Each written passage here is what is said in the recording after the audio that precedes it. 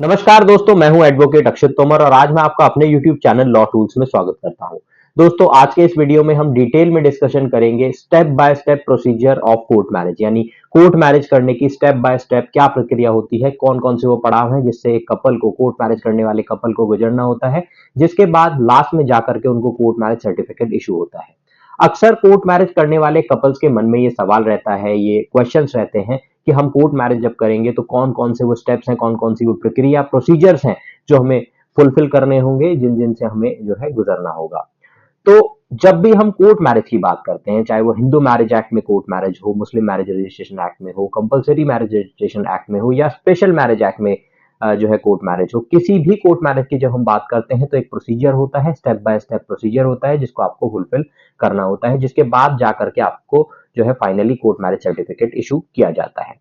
तो सबसे पहले जो है अगर हम स्टेप्स की बात करें या प्रक्रिया की बात करें, तो नंबर वन जो बात किसी भी कपल के मन में आती है या आनी चाहिए, वो आनी चाहिए एज को लेकर के। चाहे आप किसी भी रिलीजन से बिलोंग करते हैं, किसी भी स्टेट से बिलोंग करते हैं, किसी भी कास्ट से बिलोंग करते हैं, आपके एज को इंडियन लॉ में सेम रखा गया है। जहां लड़की की एज 18 साल और लड़के की एज 21 साल यानी 21 ईयर्स होना कंपलसरी है। अगर आपकी एज इतनी कंप्लीट हो चुकी है या इससे ज्यादा है तो आप बिल्कुल कोर्ट मैरिज कर सकते हैं, किसी तरह का कोई बाउंडेशन आपके ऊपर नहीं है। लेकिन अगर आपकी एज अभी कंप्लीट नहीं हुई है, यानी कि जो कोर्ट मैरिज करने के लिए लड़की की एज 18 साल है और लड़के की एज 21 साल है, वो अभी कंप्लीट नहीं हुई है, तो आपको अभी इंतजार करना होगा, आप अपने कोर्ट मैरिज को नहीं करा सकते हैं। नंबर दो बात आती है डॉक्यूमेंट्स को लेकर के, लिस्ट ऑफ डॉक्यूमेंट्स, कौन कौन से वो डॉक्यूमेंट्स हैं, कौन कौन से वो दस्तावेज हैं जो आपको कोर्ट मैरिज करने के लिए जरूरी हैं, नीडेड हैं, ठीक है, और कंपलसरी हैं। सबसे पहले डॉक्यूमेंट्स की अगर हम बात करें तो दोनों की आइडेंटिटी को प्रूव करने के लिए दोनों का, कपल्स का आधार कार्ड होना चाहिए। दोनों के एज को प्रूव करने के लिए उनका 10th क्लास की मार्कशीट या बर्थ सर्टिफिकेट का होना जरूरी है। और इसके अलावा एक डॉक्यूमेंट आप पैन कार्ड ले सकते हैं, पैन कार्ड का होना जरूरी है। इसके अलावा आपके पास 5x5 पासपोर्ट साइज फोटो होना जरूरी है। इन डॉक्यूमेंट्स के साथ अगर आप अपने कोर्ट मैरिज के लिए अप्लाई करते हैं तो आपके कोर्ट मैरिज को इजीली जो है कराया जा सकता है, किसी भी तरह की कोई दिक्कत नहीं है। हमने एज की बात कर ली, हमने डॉक्यूमेंट्स की बात कर ली। नंबर थ्री जो आपको एक as a court marriage couple आपके दिमाग में क्वेश्चन आता है, वो आता है विटनेस को लेके, गवाह को लेकर के, क्योंकि कोर्ट मैरिज में आपको विटनेस की भी जरूरत होती है। तो सबसे पहले हम बात करें कि आपको कितने विटनेस चाहिए होते हैं। आपको दो विटनेस चाहिए होते हैं। दो विटनेस चाहिए होते हैं। क्या अ, वो जो विटनेस होंगे क्या वो आपके फैमिली मेंबर्स ही होने चाहिए, आपके रिलेटिव्स ही होने चाहिए, ऐसा कोई कंपल्शन है? तो इस तरह का कोई भी कंपल्शन नहीं होता है। आपके फैमिली मेंबर्स अगर विटनेस बनना चाहते हैं तो अच्छी बात है, वेल एंड गुड है। लेकिन अगर पॉसिबल नहीं है कि आपके फैमिली से कोई विटनेस हो सके तो वो कोई आपके रिलेटिव, कोई फ्रेंड, कोई भी XYZ थर्ड पर्सन भी हो सकता है। लेकिन कंडीशन इतनी सी है कि वो जो विटनेस होगा उसकी एज 18 साल से प्लस होनी चाहिए और उसके पास अपना आधार कार्ड, पैन कार्ड होना चाहिए। तो विटनेस की अगर हम बात करें तो विटनेस आपका कोई भी बन सकता है। यहां आपके तीन स्टेप्स क्लियर हो जाते हैं। सबसे पहले एज वाला, सेकंड आपके डॉक्यूमेंट्स कौन कौन से हैं, और थर्ड आपके जो विटनेस होंगे वो कौन हो सकते हैं और उनके पास कौन कौन से डॉक्यूमेंट्स होने चाहिए, क्या उनकी एज होनी चाहिए।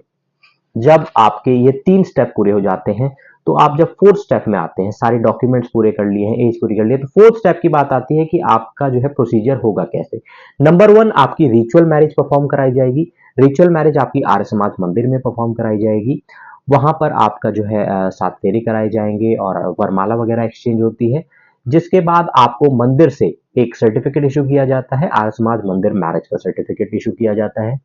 उसके बाद उसका कोर्ट मैरिज रजिस्ट्रेशन कराया जाता है। कहीं बहुत सारे स्टेट्स में वो मैरिज रजिस्ट्रार को पावर होती है और बहुत सारे स्टेट में वो पावर एसडीएम के पास होती है, जहां पर आपका बायोमेट्रिक होता है, आपके थंब इम्प्रेशंस होते हैं और आपके विटनेसेस सिग्नेचर करते हैं। उसके बाद आपकी कोर्ट मैरिज को रजिस्टर्ड करने के बाद आपको एक और सर्टिफिकेट इशू किया जाता है, जिसको हम कोर्ट मैरिज रजिस्ट्रेशन सर्टिफिकेट कहते हैं।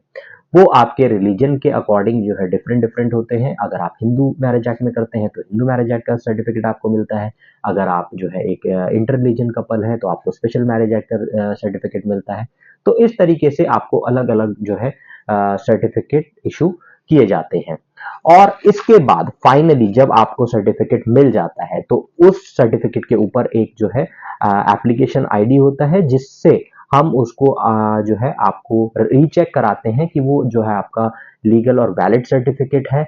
ये आपका गवर्नमेंट की वेबसाइट पर भी अपलोड होता है, जहां से आप इसको वेरीफाई कर सकते हैं कि ये बिल्कुल लीगल और वैलिड सर्टिफिकेट है।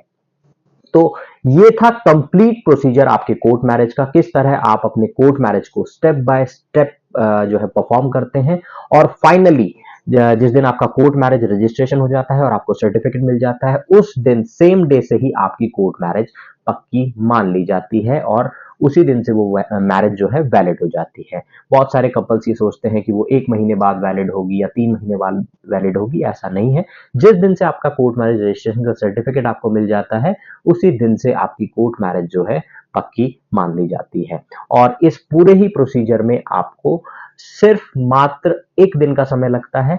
उस 1 दिन में भी आपको 2 से 3 घंटे का जो है इफेक्टिव टाइम लगता है। उसमें आपके पूरे प्रोसीजर को कंप्लीट करा करके आपको सर्टिफिकेट इश्यू कर दिए जाते हैं। अगर आप भी कोर्ट मैरिज कराना चाहते हैं या कोर्ट मैरिज के बारे में कोई भी जानकारी चाहते हैं, तो स्क्रीन पर दिए गए नंबर पर कॉन्टैक्ट करके अपने जो है जो भी प्रॉब्लम है, जो भी आपका क्वेश्चन है, उससे हमें डिस्कस कर सकते हैं और अपनी जो है जो भी कंफ्यूजन आपका है उसको दूर कर सकते हैं।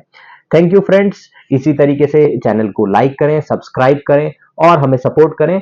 आपके सपोर्ट से ही हम टाइम टू टाइम आपके लिए लीगल अपडेट्स लेकर के आते रहेंगे।